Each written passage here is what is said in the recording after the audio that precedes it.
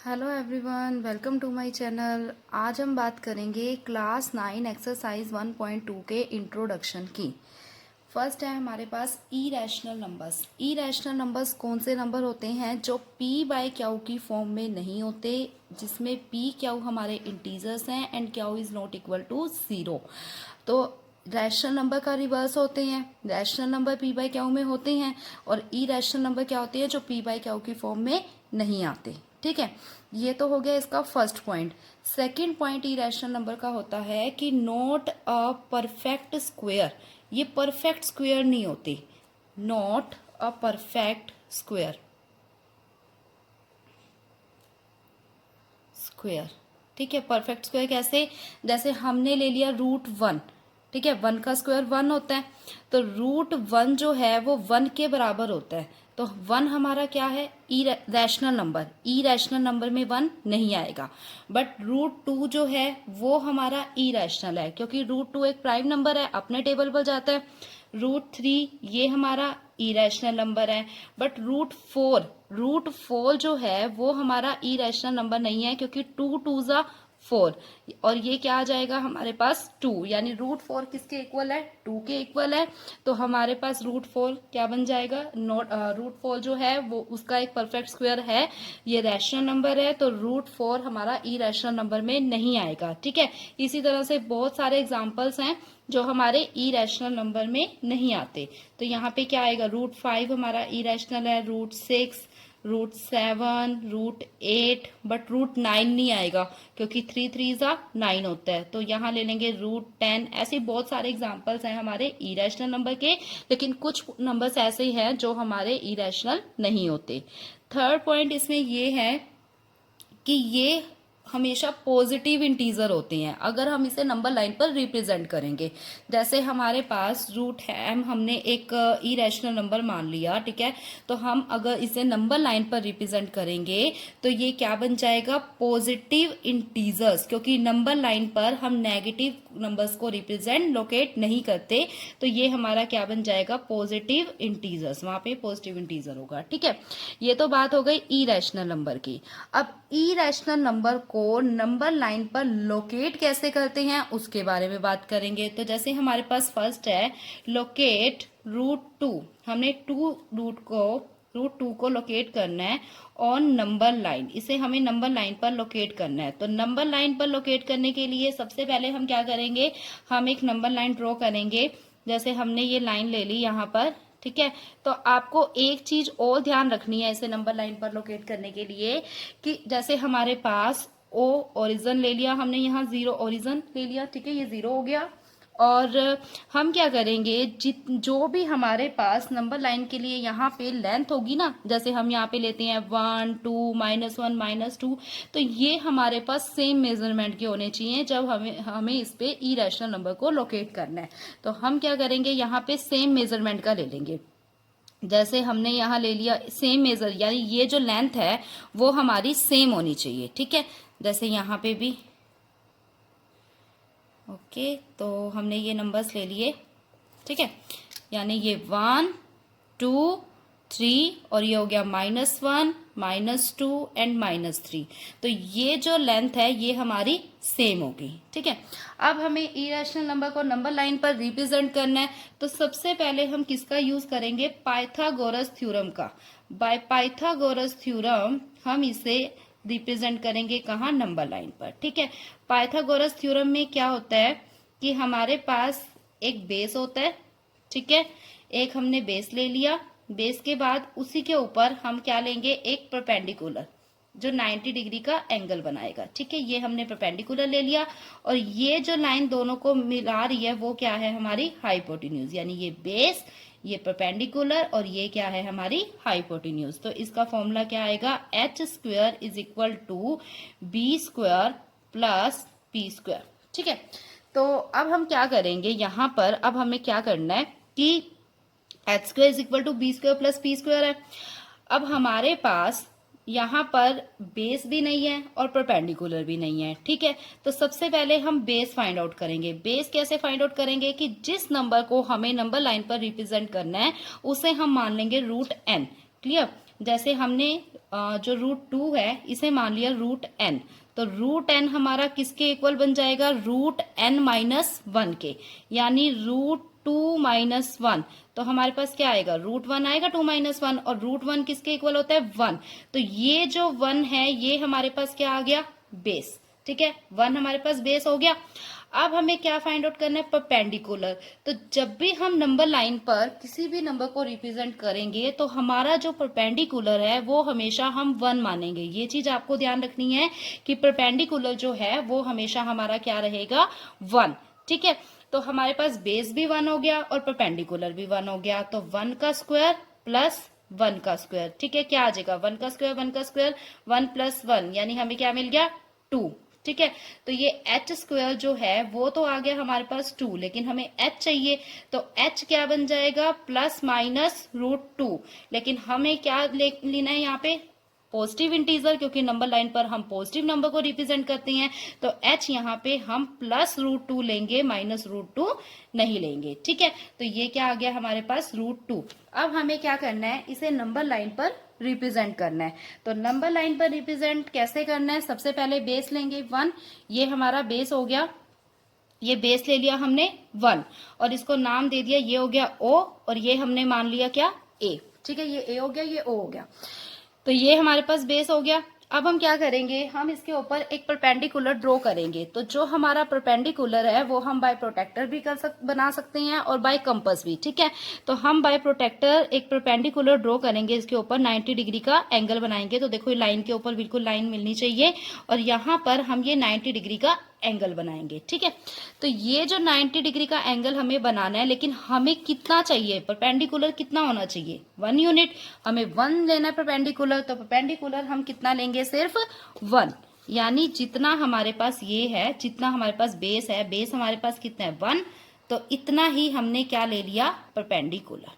ठीक है, ये हमारा परपेंडिकुलर हो गया 90 डिग्री एंगल पे, ये हमने ले लिया परपेंडिकुलर। ठीक है, अब क्या करना है कि वही सेम पॉइंट देखो, बेस 1 परपेंडिकुलर 1, और इन दोनों को, बेस और परपेंडिकुलर से हमें हाइपोटेन्यूज क्या मिल रही है, √2, तो हम क्या करेंगे, इन दोनों को आपस में मिला देंगे, तो ये हमारे पास क्या बन गई, √2।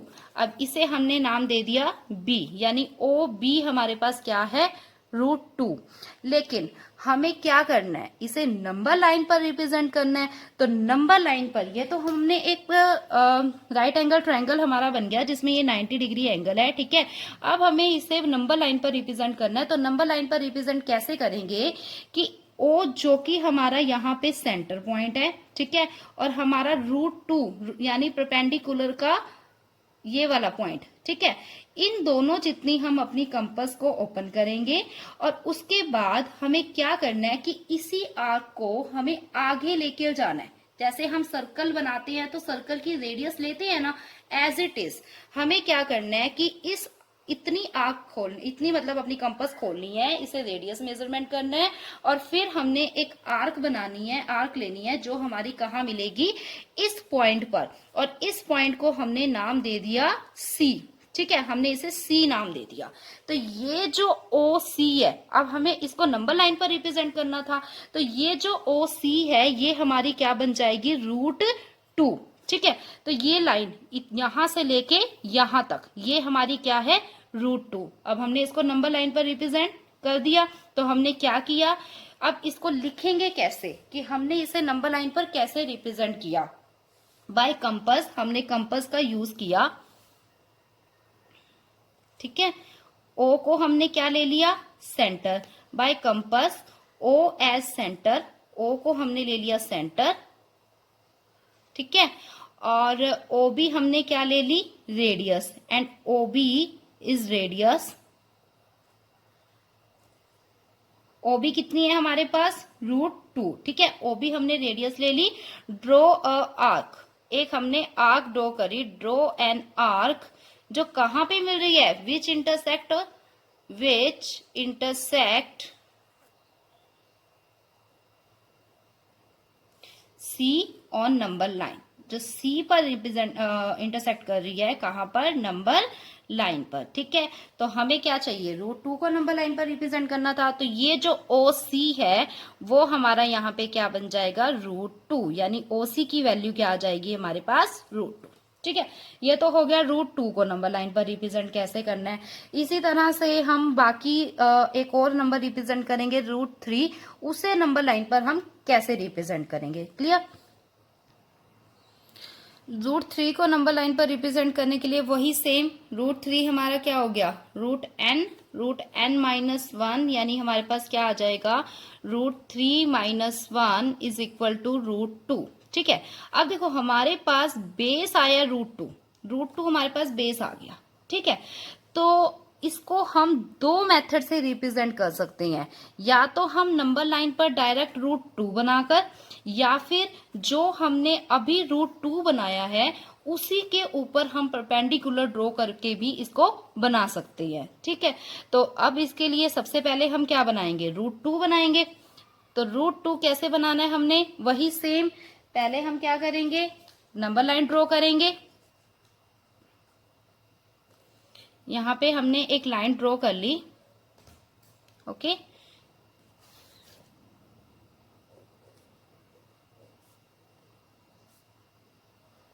फिर हमने इस पे O सेंटर ले लिया, और वही सेम पॉइंट हमने सेम मेजरमेंट के लेने हैं। ये हमारे पास बन गया 1 2 एज इट इज, ये 1 एंड 2। तो हमने ये 1 2 1 और 2 ले लिया, -1 एंड -2। ठीक है, तो फिर हमने √2 के लिए क्या किया था, सबसे पहले हमने वही सेम बेस लिया था, बेस के बाद परपेंडिकुलर ड्रॉ किया था। तो सबसे पहले हम उतना ही काम करेंगे, ये हमारा बेस हो गया, इतना ही हमने क्या लेना है, परपेंडिकुलर। यहाँ पे हमने परपेंडिकुलर ड्रॉ कर दिया। परपेंडिकुलर ड्रॉ करने के बाद ये भी हमारा 1 है, ये भी हमारा 1 है, ये हो गया A, ये O और ये हो गया B, और इन दोनों को मिला के हमने क्या बना दिया, √2। ये हमारा बन गया यहाँ से √2। ठीक है, ये तो हो गया √2। अब हमें क्या करना है, हमें बनाना है √3। तो ये हमारा √2 है, हमें इस √2 को अब क्या लेना है, बेस लेना है। तो हम इसके ऊपर एक 90 डिग्री का बनाएंगे एंगल। ये देखो, ये हमने यही इसी बेस के ऊपर हमने 90 डिग्री का बना दिया एंगल। ये बन गया 90 डिग्री का एंगल। 90 डिग्री का एंगल ऐसे बनेगा, क्लियर। परपेंडिकुलर हमें कितना लेना है, अभी मैंने पिछले भी बताया था कि परपेंडिकुलर हमें हमेशा 1 लेना है। तो ये लाइन है, हम क्या करेंगे, इसके ऊपर जितना हमारे पास ये परपेंडिकुलर यानी 1, हम इतना ही परपेंडिकुलर ऐसे इसके ऊपर ले लेंगे। ठीक है, तो अब हमने क्या करना है, ये जो पॉइंट है यहां से ये हो गया हमारा 1 परपेंडिकुलर, बेस हो गया √2, 1 हो गया हमारा परपेंडिकुलर, और फिर इन दोनों लाइंस को हम मिला देंगे। तो √2 + 1 हमारे पास क्या आ जाएगा, √3। क्लियर। तो अब इसे पाइथागोरस थ्योरम से भी प्रूव कर सकते हैं। By Pythagoras theorem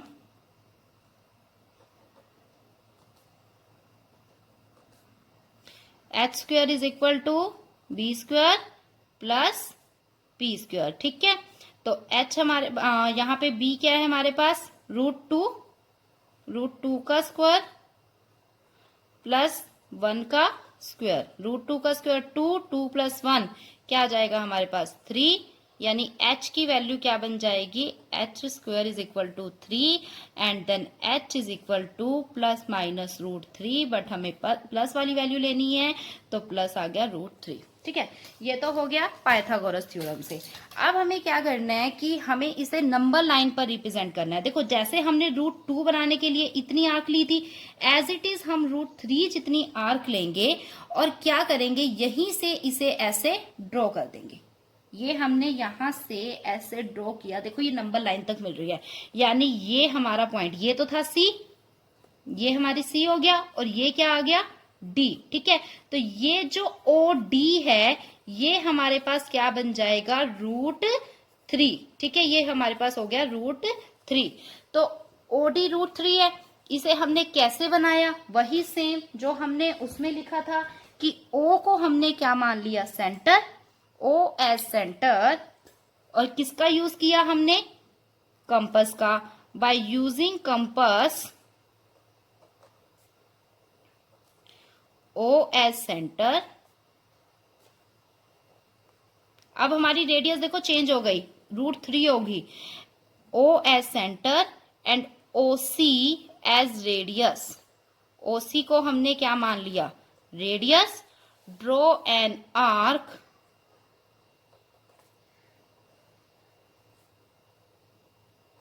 which intersect,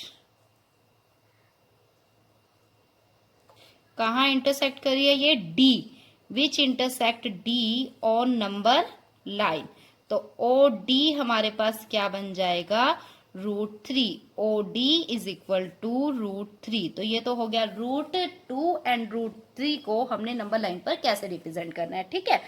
अब अगर इसका आपको बेस √2 लेना है, मीन्स ये तो हमने यहां से ही बेस ले लिया था, आप इसका बेस यहां से भी ले सकते हैं। तो मैं उसके लिए नॉर्मली आपको बता देती हूँ कि जैसे आपने एक नंबर लाइन ली, ठीक है, नॉर्मल, इसको बाय आप कंपास से बना के देखना, तो उसमें आपने क्या करना है, वही सेम ओ सेंटर लेना है, वही सेम इक्वल मेजरमेंट लेनी है, 1 2 -1 -2, ठीक है।